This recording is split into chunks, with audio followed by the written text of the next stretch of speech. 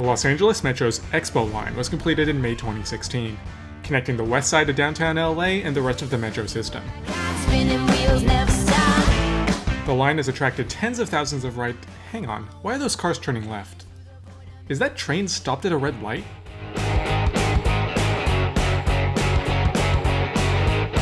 The Los Angeles Metro's Red Line was completed in June 2000, connecting North Hollywood to downtown LA and the rest of the metro system.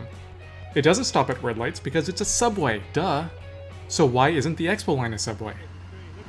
Well, the Expo Line built 13.9 miles of new track for $2.5 billion.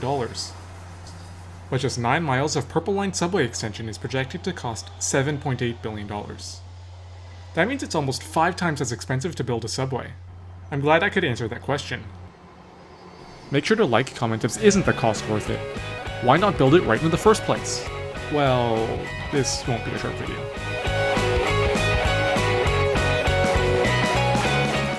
Second answer. Metro is required not to cause significant environmental impacts. That means cars shouldn't have to wait for more than 55 seconds at crossings. When metro trains cross at gated intersections, it adds about 47 seconds of disruption. So check out the old crossing at Overland. When Expo was built, they added synchronized traffic lights and a third lane in each direction. This cancelled out the disruption, so trains could force cars to give way. See, Expo's not a subway because it doesn't need to be a subway. Of course, in downtown areas, there wasn't space for road improvements. So to avoid causing environmental impacts, trains were forced to obey existing traffic lights. You might think, well, yeah, that's why you just build a subway. Why isn't Expo just a subway? And look, I told you this was going to be a long video. Here, have some more music.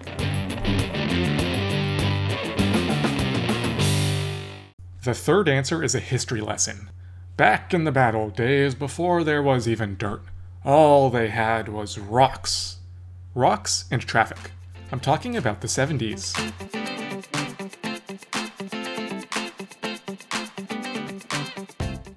Los Angeles had shut down its previous train system, which seemed like a good idea at the time, but the freeways hadn't cured all traffic as planned. Oops. A 0.5% county sales tax for transit was put on the ballot. Voters were presented with this map and 2 pages of text which pretty much just said, "You have to make this map happen." Is that enough money to do this? No, but don't worry about it. At the time, Metro didn't exist. Instead, there were 2 overlapping agencies, you know what, just go with it. The LACTC built the Blue Line. It was light rail and extremely successful. Then they built the Green Line, which was also fine.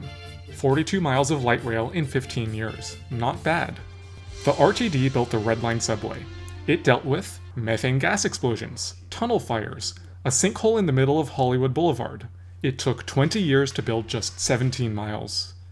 Red Line construction cost, you guessed it, about 5 times more per mile than the Blue Line. But look, it was a subway. Doesn't that mean it was worth it?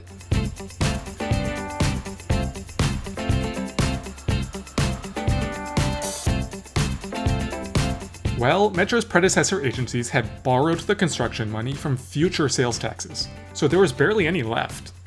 LA leaders fought over who would get the last subway sections. But by 1998, Los Angeles voters were fed up with the construction problems.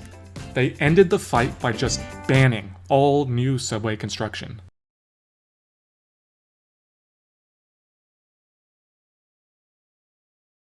So what was Metro to do? 3 Red Line extensions had already been planned, so they invented replacement projects. The subway extension east was replaced with light rail to the east side and Pasadena. That covered another 20 miles, but that was still too slow. So Metro introduced the Metro Rapid bus network across the county. Can buses really replace trains?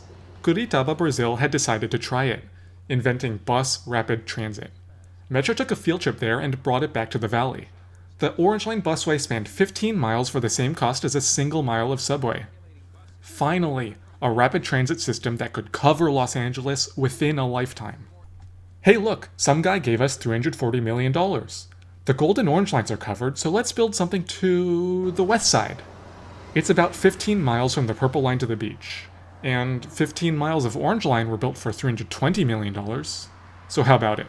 Busway to the beach? Metro thought that was pretty obvious, but there was a problem. Mr. Darrell Clark said they should build light rail instead. Mr. Darrell Clark and a couple thousand of his friends said they should build light rail instead. He had organized the group Friends for Expo, which led the campaign for rail. Even if you squinted really hard, $340 million was only enough to make light rail to Culver City.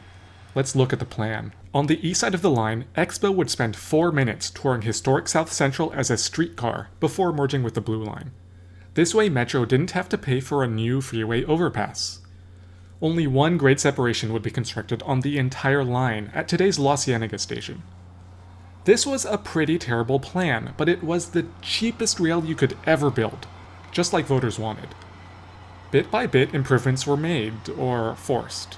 Grade separations were added at La Brea, Venice, and USC.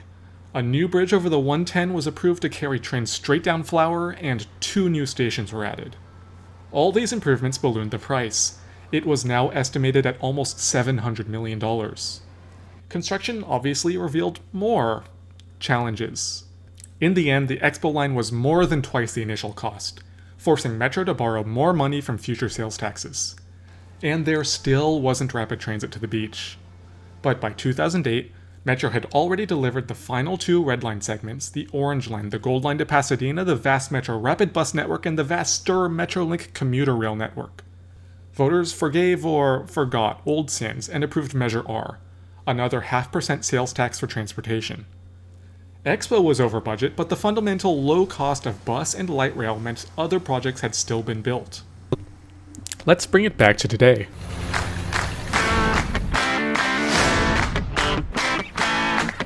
Many new riders feel that Metro should have built the Expo line as a subway. Why didn't they? Well, they tried to in the 80s. They failed. The Expo line was never supposed to be a shiny, successful transit system. Expo was a consolation prize to the West Side for the failure of the Red Line subway.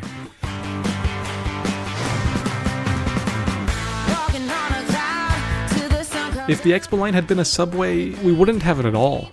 Just look 2 miles north.